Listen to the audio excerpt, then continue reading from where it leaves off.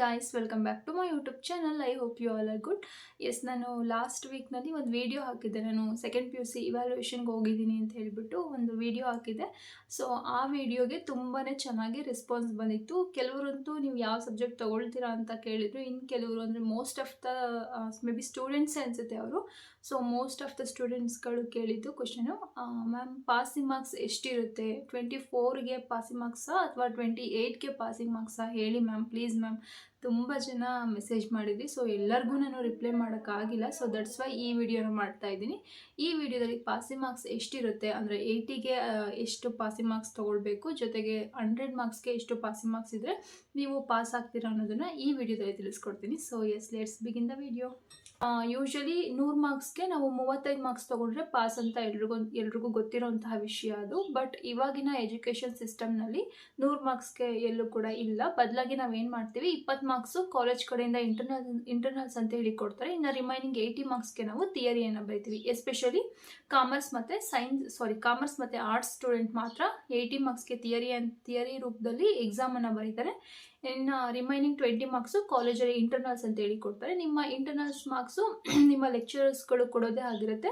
So ನಿಮ್ಮ performance ನಿಮ್ಮ ಕಾಲೇಜ್ಗಳಲ್ಲಿ ಹೇಗಿರುತ್ತೆ ಅಂದರೆ, ನೀವು first test, second test, mid term, ಆಮೇಲೆ ಪ್ರಿಪ್ರೇಟರಿ ಎಕ್ಸಾಮ್ಸ್ಗಳು, ಈ ಎಕ್ಸಾಮ್ಸ್ಗಳಲ್ಲೆಲ್ಲ ನಿಮ್ಮ ಒಂದು ಪರ್ಫಾರ್ಮೆನ್ಸ್ ಹೇಗಿರುತ್ತೆ, ನೀವು ಅಸೈನ್ಮೆಂಟ್ಗಳನ್ನೆಲ್ಲ ಹೇಗೆ ಬರೆದು ಕೊಟ್ಟಿದ್ದೀರಾ ಅನ್ನೋದ್ರ ಮೇಲೆ, ಮತ್ತು ನಿಮ್ಮ ಅಟೆಂಡೆನ್ಸ್ ಹೇಗಿದೆ, ನೀವು ರೆಗ್ಯುಲರ್ ಇದ್ದೀರಾ ಕಾಲೇಜ್ಗೆ ಅಥವಾ ಇರ್ರೆಗ್ಯುಲರ್ ಇದ್ದೀರಾ, ಸೊ ಈ ಒಂದು ಕ್ರೈಟೀರಿಯಾಗಳನ್ನೆಲ್ಲ ಯೂಸ್ ಮಾಡಿಕೊಂಡು ನಿಮಗೆ 20 ಮಾರ್ಕ್ಸ್ಗೆ ಎಷ್ಟು ಮಾರ್ಕ್ಸ್ ಕೊಡಬೇಕು ಅನ್ನೋದನ್ನು ನಿಮ್ಮ ಕಾಲೇಜಲ್ಲಿ ನಿಮ್ಮ ಲೆಕ್ಚರರ್ಸ್ಗಳು ಡಿಸೈಡ್ ಮಾಡಿ ಕೊಡ್ತಾರೆ. ಇನ್ನು 80 ಮಾರ್ಕ್ಸ್ ಥಿಯರಿ ಏನಿರುತ್ತೆ, ಆ 80 ಮಾರ್ಕ್ಸ್ ಥಿಯರಿ ನೀವು ಎಕ್ಸಾಮಲ್ಲಿ ಕೂತ್ಕೊಂಡು ಎಕ್ಸಾಮ್ ಬರೆದು ಮಾರ್ಕ್ಸನ್ನು ತೊಗೊಳ್ಬೇಕಾಗುತ್ತೆ. ಸೊ 80 ಮಾರ್ಕ್ಸ್ಗೆ ನೀವು ಅಂದರೆ ಸ್ಟೂಡೆಂಟ್ಸ್ಗಳು 80 ಮಾರ್ಕ್ಸ್ಗೆ ಪರೀಕ್ಷೆಯನ್ನು ಬರೀತಾರೆ. ರಿಮೈನಿಂಗ್ 20 ಮಾರ್ಕ್ಸು ಕಾಲೇಜ್ ಕಡೆಯಿಂದ ಇಂಟರ್ನಲ್ಸ್ ರೂಪದಲ್ಲಿ ಕೊಡ್ತಾರೆ. ಸೊ ಟೋಟಲ್ 80 + 20 100 ಆಯಿತು. ಸೊ ಈ 100ಅಲ್ಲಿ ನೀವು ಬರೆಯೋದು 80 ಮಾರ್ಕ್ಸ್. ಎಸ್ಪೆಷಲಿ ಕಾಮರ್ಸ್ ಮತ್ತು ಆರ್ಟ್ಸ್ ಮಕ್ಕಳು 80 ಮಾರ್ಕ್ಸ್ಗೆ ಎಕ್ಸಾಮನ್ನು ಬರೀತಾರೆ. ಈ 80 ಮಾರ್ಕ್ಸ್ಗೆ ಎಷ್ಟು ಮಾರ್ಕ್ಸ್ ತೊಗೊಂಡ್ರೆ ನೀವು ಪಾಸ್ ಆಗ್ತೀರಾ? ಸೊ ಎಸ್, 80 ಮಾರ್ಕ್ಸ್ಗೆ ನೀವು ಕನಿಷ್ಠ ಅಂದರೆ ಮಿನಿಮಮ್ ನೀವು 24 ಮಾರ್ಕ್ಸನ್ನ ತೊಗೊಳ್ಳೇಬೇಕು. ಕಾಮರ್ಸ್ ಮತ್ತು ಆರ್ಟ್ಸ್ ಸ್ಟೂಡೆಂಟ್ಸ್ ಏನಿರ್ತಾರೆ ಇವ್ರುಗಳು 80 ಮಾರ್ಕ್ಸ್ಗೆ ಥಿಯರಿಯನ್ನು ಬರೀತೀರಾ. ಸೊ 80 ಮಾರ್ಕ್ಸ್ಗೆ ನೀವು ಕನಿಷ್ಠ 24 ಅಂಕಗಳನ್ನ ತೊಗೊಳ್ಳೇಬೇಕಾಗುತ್ತೆ. ಅಂದರೆ 80 ಮಾರ್ಕ್ಸ್ಗೆ 24 ಮಾರ್ಕ್ಸ್ ತೊಗೊಂಡು ಥಿಯರಿನಲ್ಲಿ ಪಾಸ್ ಆಗಬೇಕು. ದೆನ್ ಇಂಟರ್ನಲ್ಸು 20 ಮಾರ್ಕ್ಸಲ್ಲಿ ನಿಮ್ಮ ಕಾಲೇಜಲ್ಲಿ ಎಷ್ಟು ಕೊಡ್ತಾರೆ ಸೊ ಅಷ್ಟು, ಅದೆರಡನ್ನೂ ಕೂಡಿದ್ರೆ 35 ಆಗಬೇಕು. ಅಂದರೆ 80 ಮಾರ್ಕ್ಸ್ಗೆ ಇದರಲ್ಲಿ ಅಂದರೆ ಥಿಯರಿನಲ್ಲಿ 24 ಮಾರ್ಕ್ಸ್ ಬರಬೇಕು. ಅದ್ರ ಜೊತೆಗೆ ನಿಮ್ಮ ಕಾಲೇಜ್ ಕಡೆಯಿಂದ 20 ಮಾರ್ಕ್ಸ್ ಇಂಟರ್ನಲ್ಸ್ ಏನಿರುತ್ತೆ ಅದರಲ್ಲಿ ನೀವು ಮಿನಿಮಮ್ ಅಂದ್ರೂ 11 ಮಾರ್ಕ್ಸನ್ನು ತೊಗೊಳ್ಳೇಬೇಕು. ಸೊ ಇಂಟರ್ನಲ್ಸಲ್ಲಿ 11 ಪ್ಲಸ್ ಈ 80ರಲ್ಲಿ 24, ಸೊ ಎರಡನ್ನೂ ಸೇರಿಸಿದ್ರೆ 35 ಮಾರ್ಕ್ಸ್ ಆಗುತ್ತೆ. ಸೊ 100ಕ್ಕೆ 35 ತೊಗೊಂಡ್ರೆ ಪಾಸು. 80 ಮಾರ್ಕ್ಸ್ಗೆ 24 ಮಾರ್ಕ್ಸ್ ತೊಗೊಳ್ಬೇಕು. ನಿಮ್ಮ ಕಾಲೇಜಲ್ಲಿ ಇಂಟರ್ನಲ್ಸ್ ಕೊಡ್ತಾರಲ್ಲ 20 ಮಾರ್ಕ್ಸ್ಗೆ, ಆ ಒಂದು 20 ಮಾರ್ಕ್ಸ್ಗೆ ನೀವು ಕನಿಷ್ಠ ಅಂದರೂ ಒಂದು ಸಬ್ಜೆಕ್ಟಲ್ಲಿ 11 ಮಾರ್ಕ್ಸನ್ನು ತೊಗೊಳ್ಳೇಬೇಕಾಗುತ್ತೆ. ಸೊ ಎಸ್, ಎಕ್ಸಾಂಪಲ್ ನನ್ನ ಸಬ್ಜೆಕ್ಟನ್ನೇ ತೊಗೊಳ್ಳೋಣ. ನನ್ನ ಸಬ್ಜೆಕ್ಟ್ ಬಂದು ಎಕನಾಮಿಕ್ಸ್ ಆಗಿದೆ. ಸೊ ಯಾವುದೋ ಒಬ್ಬ ಸ್ಟೂಡೆಂಟ್ ಎಕನಾಮಿಕ್ಸ್ ಎಕ್ಸಾಮ್ ಬರೀತಾ ಇದ್ದಾನೆ ಅಂತ ಅಂದ್ಕೊಳ್ಳೋಣ. ಎಕನಾಮಿಕ್ಸ್ ಎಕ್ಸಾಮು 80 ಮಾರ್ಕ್ಸ್ಗೆ ಥಿಯರಿ ಇರುತ್ತೆ. ಇನ್ನು ರಿಮೈನಿಂಗ್ 20 ಮಾರ್ಕ್ಸು ಇಂಟರ್ನಲ್ಸ್ ಅಂತೇಳಿ ಕಾಲೇಜ್ ಕಡೆಯಿಂದ ಕೊಡ್ತಾರೆ. ಸೊ ಈ 80 ಮಾರ್ಕ್ಸ್ ನೀವೇನು ಥಿಯರಿ ಅಂತ ಬರೀತೀರಾ, ಆ ಥಿಯರಿನಲ್ಲಿ ನೀವು 24 ಮಾರ್ಕ್ಸ್ಗಳನ್ನು, ಕನಿಷ್ಠ 24 ಮಾರ್ಕ್ಸ್ಗಳನ್ನ ತಗೊಳ್ಳೇಬೇಕು. ಅದಕ್ಕಿಂತ ಜಾಸ್ತಿ ನೀವು ಎಷ್ಟಾರು ತಗೊಳ್ಳಿ, ಅದು ಲೆಕ್ಕಕ್ಕೆ ಬರಲ್ಲ. ಬಟ್ ಮಿನಿಮಮ್ ನೀವು ಪಾಸ್ ಆಗಬೇಕು ಅಂದರೆ 80ಗೆ ಮಿನಿಮಮ್ 24 ಮಾರ್ಕ್ಸ್ ತಗೊಳ್ಳೇಬೇಕು.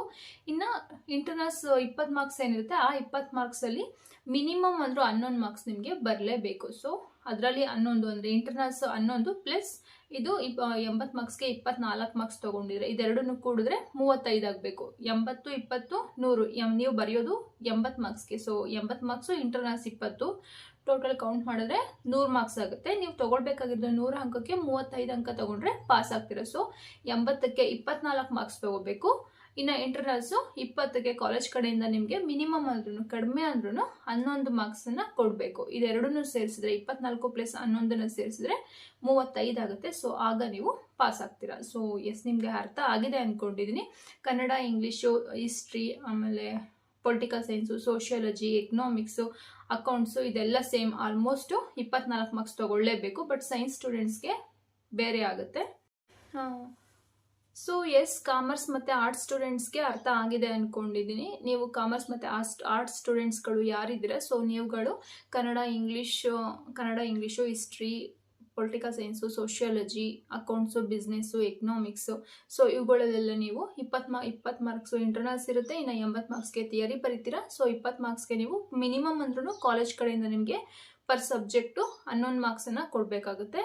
ದೆನ್ ಕೊಡ್ತಾರೆ ಕೂಡ. ಆಲ್ಮೋಸ್ಟು ಸ್ಟೂಡೆಂಟ್ಸ್ಗಳಿಗೆ ಆ ರೀತಿ ಎಲ್ಲ ಮೋಸ ಮಾಡೋದಿಲ್ಲ. ಎಲ್ಲ ಲೆಕ್ಚರರ್ಸು ಆಲ್ಮೋಸ್ಟ್ ಕೊಟ್ಟೇ ಕೊಡ್ತಾರೆ.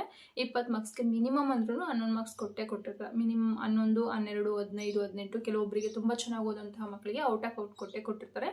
ದೆನ್ ನೀವು ಬರೆಯೋದು 80 ಮಾರ್ಕ್ಸ್ಗೆ ಥಿಯರಿಯನ್ನು ಬರೀತೀರಾ. ಆ 80 ಮಾರ್ಕ್ಸ್ಗೆ ಕನಿಷ್ಠ 24 ಮಾರ್ಕ್ಸ್ನ ತಗೊಳ್ಳೇಬೇಕು. 24ಕ್ಕಿಂತ ಕಡಿಮೆ ತಗೊಂಡ್ರೆ ನೀವು ಫೇಲ್ ಆಗ್ತೀರಾ. ಸೊ 24ಕ್ಕಿಂತ ಜಾಸ್ತಿ ಮಾರ್ಕ್ಸ್ನೇ ತಗೊಳ್ಬೇಕು. ಮ್ಯಾಮ್ ನಮಗೆ ಇಂಟರ್ನಲ್ಸು 20ಕ್ಕೆ 20 ಸಿಕ್ಕಿದೆ, ನಾವು ಥಿಯರಿನಲ್ಲಿ ಅಂದರೆ 80 ಮಾರ್ಕ್ಸ್ಗೆ 21, 20 ಈ ರೀತಿ ತೊಗೊಂಡ್ರೆ ನಾವು ಪಾಸ್ ಆಗ್ತೀವಾ ಮ್ಯಾಮ್ ಅಂತ ಕೇಳಿದ್ರೆ ಖಂಡಿತ ಪಾಸ್ ಆಗೋದಿಲ್ಲ. ಯಾಕಂತ ಹೇಳಿದ್ರೆ ನೀವು ಇಂಟರ್ನಲ್ಸೇ ಬೇರೆ ಆಗಿರುತ್ತೆ, ನಿಮ್ಮ ಥಿಯರಿ ಮಾರ್ಕ್ಸೇ ಬೇರೆ ಆಗಿರುತ್ತೆ. ಸೊ ನೀವು ಇಂಟರ್ನಲ್ಸು ಔಟ್ ಆಫ್ ಔಟ್ ತೊಗೊಂಡಿದ್ರು 20 ಔಟ್ ಆಫ್ 20 ತೊಗೊಂಡಿದ್ರು ಕೂಡ ನಿಮ್ಮ ಒಂದು 80 ಮಾರ್ಕ್ಸ್ಗೆ ಥಿಯರಿ ಏನು ಬರೀತೀರಾ ಆ ಒಂದು 80 ಮಾರ್ಕ್ಸ್ಗೆ ನೀವು ಕನಿಷ್ಠ 24 ಮಾರ್ಕ್ಸ್ಗಳನ್ನು ಅಥವಾ 24 ಅಂಕಗಳನ್ನು ಕನಿಷ್ಠ ಪಕ್ಷ ಪಡ್ಕೊಳ್ಳೇಬೇಕಾಗುತ್ತೆ. ಅದಕ್ಕಿಂತ ಕಡಿಮೆ ತೊಗೊಂಡ್ರೆ ಫೇಲ್ ಆಗ್ತೀರಾ. ಸೊ ಹಾಗಾಗಿ 24 ಮಾರ್ಕ್ಸು ಪಾಸಿಂಗ್ ಮಾರ್ಕ್ಸ್ ಆಗಿರುತ್ತೆ. 80ಗೆ 24 ಮಾರ್ಕ್ಸು ಪಾಸಿಂಗ್ ಮಾರ್ಕ್ಸ್ ಆಗಿರುತ್ತೆ. ಯಾರಿಗೆ ಅಂದರೆ ಕಾಮರ್ಸ್ ಮತ್ತು ಆರ್ಟ್ಸ್ ಸ್ಟೂಡೆಂಟ್ಸ್ಗೆ. ಸೊ ಇನ್ನು ಸೈನ್ಸ್ಗೆ ಬರೋದಾದರೆ ಸೈನ್ಸ್ ಮಕ್ಕಳು 70 ಮಾರ್ಕ್ಸ್ಗೆ ಥಿಯರಿಯನ್ನು ಬರೀತಾರೆ. ಇನ್ನು ರಿಮೈನಿಂಗ್ 30 ಮಾರ್ಕ್ಸು ಪ್ರಾಕ್ಟಿಕಲ್ ಅಂತ ಹೇಳಿ ಇರುತ್ತೆ. ನೀವು ಪ್ರಾಕ್ಟಿಕಲ್ 30 ಮಾರ್ಕ್ಸಲ್ಲಿ ಮಿನಿಮಮ್ 14 ಮಾರ್ಕ್ಸನ್ನು ತಗೊಳ್ಳೇಬೇಕಾಗುತ್ತೆ. ಇನ್ನು 70 ಮಾರ್ಕ್ಸ್ಗೆ ಏನು ಥಿಯರಿಯನ್ನು ಬರೀತೀರಾ ಆ ಒಂದು 70 ಮಾರ್ಕ್ಸ್ಗೆ ನೀವು ಕನಿಷ್ಠ ಪಕ್ಷ 21 ತಗೊಳ್ಳೇಬೇಕಾಗುತ್ತೆ. 21 ಅಂಕಗಳನ್ನ ಅಂದರೆ ಥಿಯರಿ 70 ಮಾರ್ಕ್ಸ್ಗೆ ಏನು ಬರೀತೀರಾ ಆ 70 ಮಾರ್ಕ್ಸಲ್ಲಿ ಕನಿಷ್ಠ 21 ಅಂಕಗಳನ್ನ ತಗೊಳ್ಬೇಕಾಗುತ್ತೆ. ಇನ್ನು ಪ್ರಾಕ್ಟಿಕಲ್ 30 ಮಾರ್ಕ್ಸ್ ಏನಿರುತ್ತೆ ಆ ಒಂದು 30 ಮಾರ್ಕ್ಸಲ್ಲಿ ನೀವು ಕನಿಷ್ಠ ಅಂತ ಹೇಳಿದ್ರು 14 ಮಾರ್ಕ್ಸನ್ನು ತಗೊಳ್ಬೇಕಾಗುತ್ತೆ. ಸೊ ಈ 70 + 30 100 ಆಗುತ್ತೆ. ಸೊ ಅದೇ ರೀತಿ ನೀವು ತಗೊಂಡಿರೋ ಮಾರ್ಕ್ಸನ್ನು ಕೌಂಟ್ ಮಾಡಿದ್ರೆ ಅಂದರೆ 70ಕ್ಕೆ 21 ತಗೊಂಡಿರಬೇಕು, ಕನಿಷ್ಠ 21 ತಗೊಂಡಿರಬೇಕು, 30ಕ್ಕೆ ಕನಿಷ್ಠ 14 ತಗೊಂಡಿರಬೇಕು. ಅದೆರಡನ್ನು ಕೂಡಿದ್ರೆ 21 + 14 ಕೂಡಿದ್ರೆ 35 ಆಗುತ್ತೆ. ಸೊ ನೀವು ಪಾಸ್ ಆಗಬೇಕು ಅಂತ ಹೇಳಿದ್ರೆ 70ಕ್ಕೆ 21 ಮಿನಿಮಮ್ ಮಾರ್ಕ್ಸ್ ಆಗಿರುತ್ತೆ. ಅಂದರೆ ಕನಿಷ್ಠ ನೀವು 21 ಮಾರ್ಕ್ಸನ್ನು ತಗೊಂಡ್ರೆ 70ಕ್ಕೆ ಪಾಸ್ ಆಗ್ತೀರಾ. ದೆನ್ ಪ್ರಾಕ್ಟಿಕಲ್ನಲ್ಲಿ ಕನಿಷ್ಠ 30ಕ್ಕೆ ಕನಿಷ್ಠ 14 ಮಾರ್ಕ್ಸನ್ನು ತಗೊಳ್ಬೇಕಾಗತ್ತೆ. ಮ್ಯಾಮ್ ನಾವು ಪ್ರಾಕ್ಟಿಕಲಲ್ಲಿ ಔಟ್ ಆಫ್ ಔಟ್ ತೊಗೊಂಡಿದ್ದೀವಿ, ಥಿಯರಿನಲ್ಲಿ ಅಂದರೆ 70 ಮಾರ್ಕ್ಸ್ ಏನು ಥಿಯರಿ ಬರಿತೀವಿ ಆ ಒಂದು ಥಿಯರಿನಲ್ಲಿ ನಾವು ಜಸ್ಟ್ 18, 19 ತೊಗೊಂಡ್ರೆ ಪಾಸ್ ಆಗ್ತೀವಾ ಅಂತ ಕೇಳಿದ್ರೆ ನೋ ಆಗೋದಿಲ್ಲ. ನೀವು ಪ್ರಾಕ್ಟಿಕಲ್ನಲ್ಲಿ ನಿಮಗೆ 25, 26 ಅಥವಾ out of out 30 out of 30ನೇ ಕೊಟ್ಟರೂ ಕೂಡ ನೀವು 70 ಮಾರ್ಕ್ಸ್ಗೆ ಏನು ಥಿಯರಿಯನ್ನು ಬರೀತೀರಾ ಆ ಥಿಯರಿನಲ್ಲಿ ನಿಮಗೆ ಕನಿಷ್ಠ 21 ಮಾರ್ಕ್ಸನ್ನು ನೀವು ತಗೊಳ್ಳೇಬೇಕಾಗುತ್ತೆ. ಅದಕ್ಕಿಂತ ಕಡಿಮೆ ತಗೊಂಡ್ರೆ ಇಂಟರ್ನಲ್ಸ್ ಜಾಸ್ತಿ ಇದು ಅಂದರೆ ಪ್ರಾಕ್ಟಿಕಲ್ ಮಾರ್ಕ್ಸ್ ಜಾಸ್ತಿ ಇದ್ದು ಕೂಡ ಥಿಯರಿ ಮಾರ್ಕ್ಸ್ ಕಡಿಮೆ ಇತ್ತು ಅಂದರೆ ನೀವು ಪಾಸ್ ಆಗೋದಿಲ್ಲ. ಸೊ ಹಾಗಾಗಿ 70ಕ್ಕೆ 21 ಮಾರ್ಕ್ಸು ಕಡ್ಡಾಯವಾಗಿ ಕಂಪಲ್ಸರಿ ತಗೊಳ್ಳೇಬೇಕು. ಅದಕ್ಕಿಂತ ಕಡಿಮೆ ತಗೊಂಡ್ರೆ ಪಾಸ್ ಆಗೋದಿಲ್ಲ. ಅದಕ್ಕಿಂತ ಜಾಸ್ತಿ ಇರಬೇಕು, 21 ಅದಕ್ಕಿಂತ ಜಾಸ್ತಿ ಎಷ್ಟಾದರೂ ಇರಲಿ. ಸೊ ಪಾಸ್ ಆಗ್ತೀರಾ. ಐ ಹೋಪ್ ನಿಮಗೆ ಈ ವಿಡಿಯೋದಲ್ಲಿ ಎಲ್ಲ ಇನ್ಫಾರ್ಮೇಷನ್ ಸಿಕ್ಕಿದೆ. ಅಂದರೆ ಎಷ್ಟು ಮಾರ್ಕ್ಸ್ ತೊಗೊಂಡ್ರೆ ನೀವು ಪಾಸ್ ಆಗ್ತೀರಾ ಸೆಕೆಂಡ್ PU ಮಕ್ಕಳು ಅನ್ನೋದ್ರ ಬಗ್ಗೆ ನಿಮಗೆ ಇನ್ಫಾರ್ಮೇಷನ್ ಸಿಕ್ಕಿದೆ ಅಂದ್ಕೊಳ್ತೀನಿ. ಇದೇ ಥರ ಹೊಸ ವಿಡಿಯೋದೊಂದಿಗೆ ಮತ್ತೆ ಬರ್ತೀನಿ. ಅಲ್ಲಿವರೆಗೂ take care, bye, have a good day. ಹಾಗೆ ನಿಮಗೆ ಏನಾದರೂ ಡೌಟ್ಸ್ ಇತ್ತು ಅಂದರೆ ಕೇಳಿ, ಆದಷ್ಟು ಕ್ಲಿಯರ್ ಮಾಡಲಿಕ್ಕೆ ಟ್ರೈ ಮಾಡ್ತೀನಿ.